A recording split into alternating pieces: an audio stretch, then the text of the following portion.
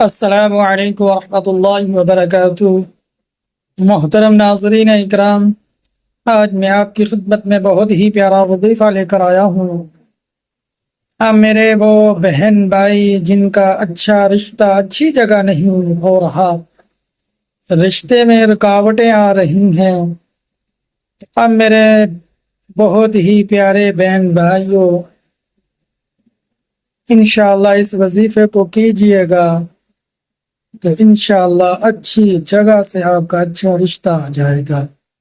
اسی طرح میرے وہ بزرگ جو اپنی اولاد کے لیے نیک اور اچھے اور پیارے رشتہ نہ آنے کی وجہ سے پریشان ہیں، تو میرے ان بزرگوں سے بھی عرض یہ ہے کہ انشاءاللہ العزیز اس وظیفے کو کثرت سے چلتے پھرتے اٹھتے بیٹھتے صبح و شام رات کو کثرت سے اس وظیفے کو کریں تو انشاءاللہ آپ کی اولاد کے لیے اللہ اچھا اور نیک اور پیارا رشتہ ضرور بھیج دیں گے، اچھی جگہ ان کا رشتہ ہو جائے گا۔ اب ناظرین اکرام، وظیفہ کرنا کیسے ہے؟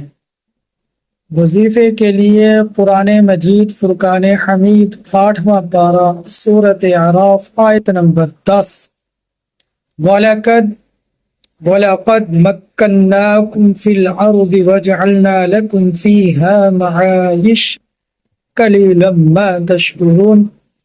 تو اس آیت کو آپ نے کثرت سے پڑھنا ہے۔ جب اس آیت کو کثرت سے پڑھیں گے تو انشاءاللہ العزیز کچھ دنوں ہی میں اللہ تبارک و تعالی میرے مسلمان بہن بھائیوں جن کا رشتہ اچھی جگہ نہیں ہو رہا، رشتوں میں رکاوٹیں آ رہی ہیں، تو انشاءاللہ ان میرے بہن بھائیوں کو اچھی جگہ رشتہ ہو جائے گا۔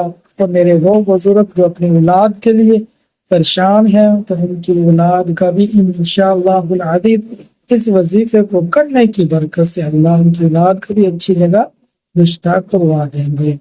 اب ناظرین اکرام، اس ورد کو کثرت سے کرنا، اللہ کی ذات پر یقین رکھنا، اللہ سے دعائیں کرنا، اللہ سے مانگنا، تو اللہ سے دعا ہے اللہ ہماری مشکلات آسان فرمائے، آمین ہے۔